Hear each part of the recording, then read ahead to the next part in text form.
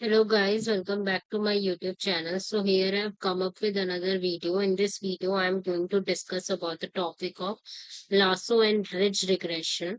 Got it? So today we will understand that in this video.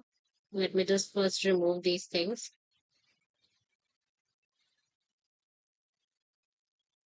ठीक है, इस सबको हटा देंगे पहले हम।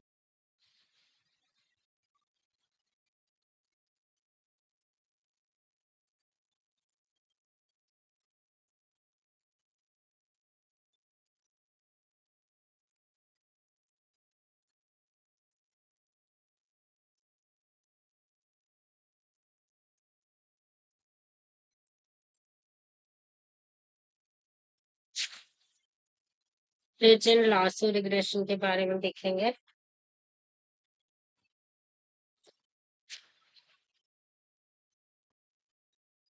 तो इसमें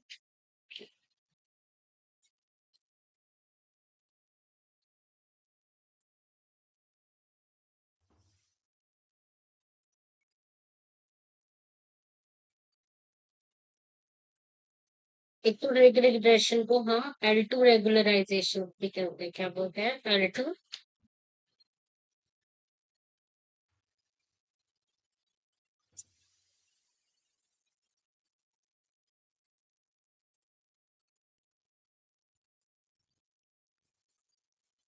मैं एक बार मेन बता देती हूँ। रिज रिग्रेशन और लीनियर रिग्रेशन से ना हमें कई बार ओवर फिटिंग की प्रॉब्लम होती है। किस चीज की प्रॉब्लम होती है? ओवर फिटिंग की।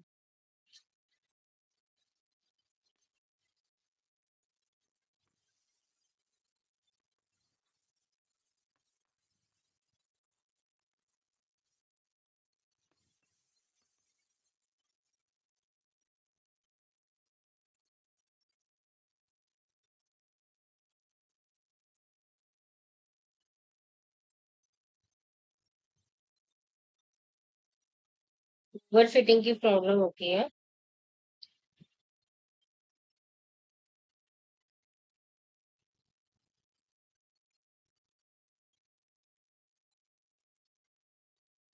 For example we have points like these. तो इसमें क्या होता है, जैसे कि ये 1 2 4 3 है। 1 है, 2 है। ये पता नहीं, लिखा ही नहीं जा रहा है आज। क्या ही हो रहा है? हमेशा तो हो जाता था।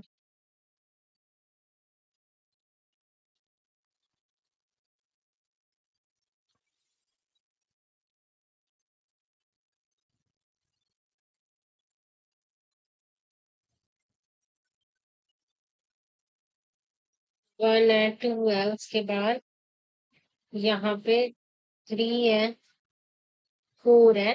ठीक है।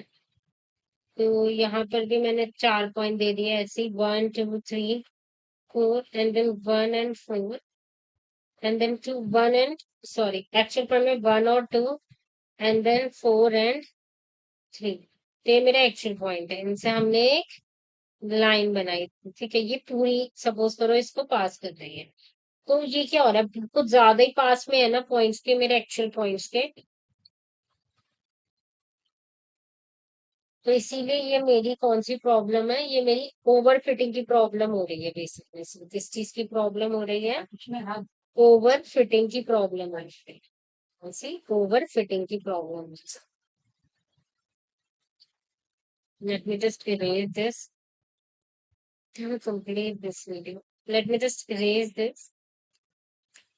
Now here I will write what is the problem I'm facing here. I'm facing the problem of over fitting here. Over fitting की प्रॉब्लम हो गई है। तो उसके बाद let me just erase this। And over fitting की problem हो रही थी, यानी कि ओवर फिटिंग के केस में क्या होता है, मेरा कॉस्ट फंक्शन जो होता है बिल्कुल ही जीरो आ जाता है।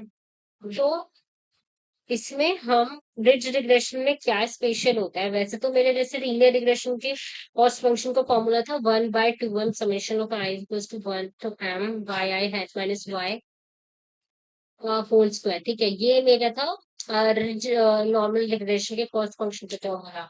तो रिज रिग्रेशन के कॉस्ट फंक्शन का फॉर्मूला क्या होगा? नॉर्मल रिग्रेशन के कॉस्ट फंक्शन में plus lambda into slope square हो जाएगा। कैसे? ऐसे इसका कॉस्ट फंक्शन क्या हो जाएगा? इस लीनियर रिग्रेशन का कॉस्ट फंक्शन तो होगा ही होगा, plus lambda into M square. इस लैम्डा के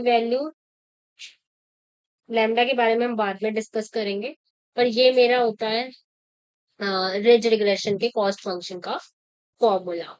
ठीक है। अब क्या होता है, लेट सपोज, तो अब क्या होगा, अब हमने कॉस्ट फंक्शन पहले जीरो और था ओवर फिटिंग के केस में, अब लैम्डा इंटू एम स्क्वायर कर लिया, तो कॉस्ट फंक्शन की वैल्यू कुछ नंबर आ जाएगी। ठीक है, उसके बाद फिर से वही नॉर्मल रिग्रेशन की, जैसे for example after using ridge regression my cost function value is 4 now. तो उसके बाद हमारी जो बेस्ट फिट लाइन होगी वो कुछ ऐसे बनी। ठीक है ना, तो that would be less steep. Lambda की वैल्यू 1 थी और स्लोप की वैल्यू अब पहले थी सपोज करो 2। अब स्लोप क्योंकि लेस स्टीप हो गई तो स्लोप की वैल्यू हो गई 1.3, तो मेरा कॉस्ट फंक्शन मिनिमाइज भी होगा इस तरीके से। मतलब एक बार रिज रिग्रेशन का केस यूज करा तो कॉस्ट फंक्शन की वैल्यू कुछ आ गई, पहले 0 आ रही थी और 4 आएगी, उसके बाद वही जैसे सिमिलरली लीनियर रिग्रेशन में चलता था कि हम थीटा जे की वो एम की वैल्यू अपडेट करते थे by using convergence theorem, m equals to m minus partial derivative of m into alpha into sorry into m minus alpha into partial derivative of m with respect to theta j, partial derivative of m with into partial derivative of theta j into cost function। यही करते थे ना, derivative निकालते थे cost function का with respect to M, into alpha करके उसको slope की वैल्यू से माइनस करके कन्वर्जेंस थ्योरम से अपने एम की वैल्यू अपडेट करते थे। तो बाद में बस वही चलेगा। तो बेसिकली आपको लोगों को बस एक ही यही चीज याद रखनी है जनरेशन में कि इसका कॉस्ट फंक्शन थोड़ा सा चेंज हो जाता है, कॉस्ट फंक्शन में plus lambda into M square की वैल्यू ऐड हो जाती है। इसका नाम एल टू रेगुलराइजेशन भी है और ये सॉल्व कर रही है ओवर फिटिंग की प्रॉब्लम को solve. Now come to lasso regression, ये क्या करता है लासो रिग्रेशन में। Let me first remove this. लासो रिग्रेशन में एक चीज और ऐड हो जाती है, लासो रिग्रेशन।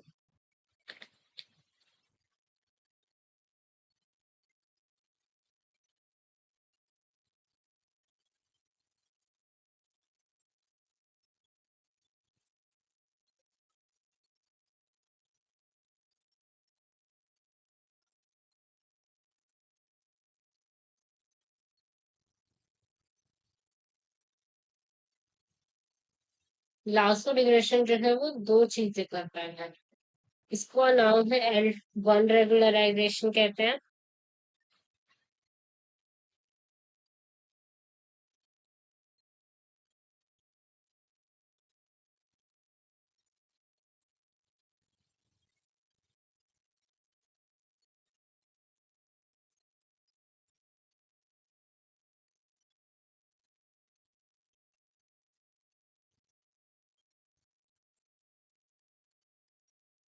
सेकेंड थिंग ये क्या करता है, ये मेरा फीचर सिलेक्शन में करता है।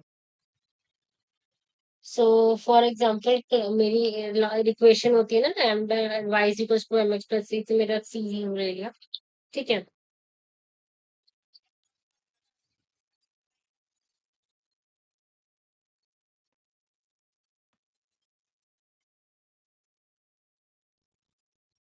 तो let suppose in the equation of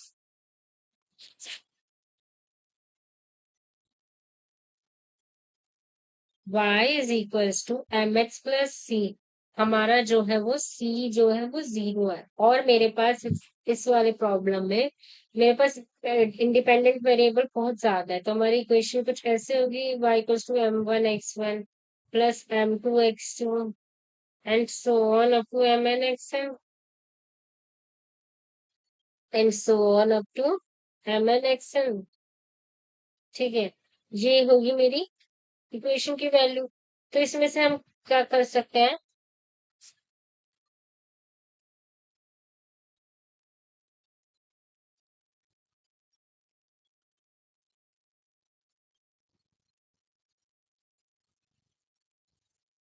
तो मैं आपको बताती हूँ कि इसका जो कॉस्ट फंक्शन होता है वो थोड़ा सा अलग होता है। उसमें जो जैसे कि उसमें लैम्डा इंटू एम स्क्वायर था, इसमें लैम्डा इंटू मॉड एम होता है। तो इसका कॉस्ट फंक्शन लीनियर रिग्रेशन का cost function of L R plus lambda into mod of the slope होता है, जैसे स्लोप बहुत सारी है, lambda into summation of mod of the slope, उसमें होता है lambda into summation of slope का स्क्वायर, अगर मान लो मेरा मल्टीपल लीनियर रिग्रेशन की फॉर्म, जिसमें होगा lambda into M two plus M one plus M two and so one up to M N. ये होगा ना मेरा कॉस्ट फंक्शन, कुछ इस तरीके से होगा, यही याद रखना इंपॉर्टेंट है कि लासो रिग्रेशन का कॉस्ट फंक्शन क्या होता है, ये याद रख लिया तो ठीक है। अब ये वाला कॉस्ट फंक्शन में हमारे ओवरफिटिंग की प्रॉब्लम में हेल्प करता है, बट साथ में फीचर सिलेक्शन में भी हेल्प करता है। अब फीचर सिलेक्शन में कैसे हेल्प करता है, देखो जिन जिन भी फीचर्स कॉरेस्पॉन्डिंग मेरा एम एम यानी कि स्लोप बहुत ज्यादा कम होगा ना, मतलब कि वो नेग्लेक्ट हो जाएंगे उसके कॉस्ट फंक्शन में। तो देखो हमारे मेरा y जो है डिपेंडेंट वेरिएबल है, उसके corresponding x1 so on up to xn बहुत सारे इंडिपेंडेंट वेरिएबल। अब हर फीचर तो इम्पोर्टेंट नहीं होता ना, हम जब भी मशीन लर्निंग की प्रॉब्लम सॉल्व करते हैं कुछ फीचर्स इररेलेवेंट होते हैं, कुछ फीचर्स हम ड्रॉप भी कर सकते हैं, ठीक है। तो उस केस में हम लोग क्या करते हैं, तो उन वाले तो उन उन इंडिपेंडेंट वेरिएबल के कॉरस्पॉन्डिंग जो मेरा स्लोप होगा ना, ये एम एम उसको हम इस कॉस्ट फंक्शन में नेग्लेक्ट कर देंगे, ठीक है। तो बेसिकली इससे इससे हमारा फीचर सिलेक्शन हो गया ना, तो हमने कुछ ही वही फीचर सेलेक्ट किए, बेसिकली हम लासो रिग्रेशन के कॉस्ट फंक्शन में वही फीचर्स रखते हैं which are relevant, which are contributing, which are very important for the dependent variable. So इस तरीके से जो मेरा लासो रिग्रेशन है फीचर सिलेक्शन को भी Baishu भी solve करता है। So that is all for today, guys. This is for linear regression and lasso regression. Just a second, let me tell you elastic net regularization also. उसके लिए separate video बनाने की जरूरत नहीं है, इसी में कवर हो जाएगा वो भी। Let me just remove all this.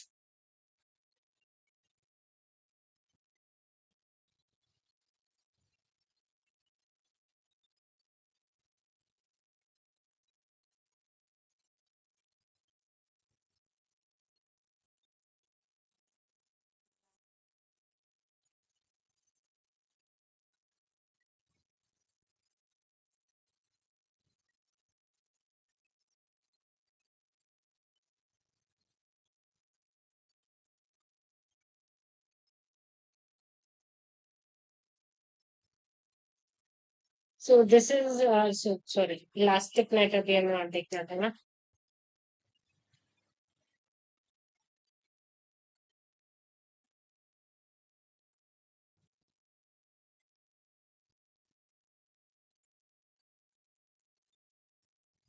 इसके कॉस्ट फंक्शन में क्या होता है, इसके कॉस्ट फंक्शन में मेरा रिज रिग्रेशन वाला कॉस्ट फंक्शन भी ऐड होता है और लासो रिग्रेशन वाला भी, यानी कि कॉस्ट फंक्शन ऑफ रिग्रेशन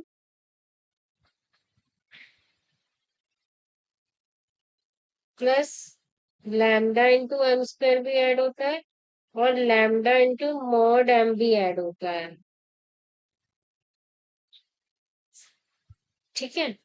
तो बेसिकली इसमें दोनों का ऐड हो जाता है और ये भी दोनों काम करता है, ये मेरा ओवरफिटिंग की प्रॉब्लम भी सॉल्व करता है और ये मेरा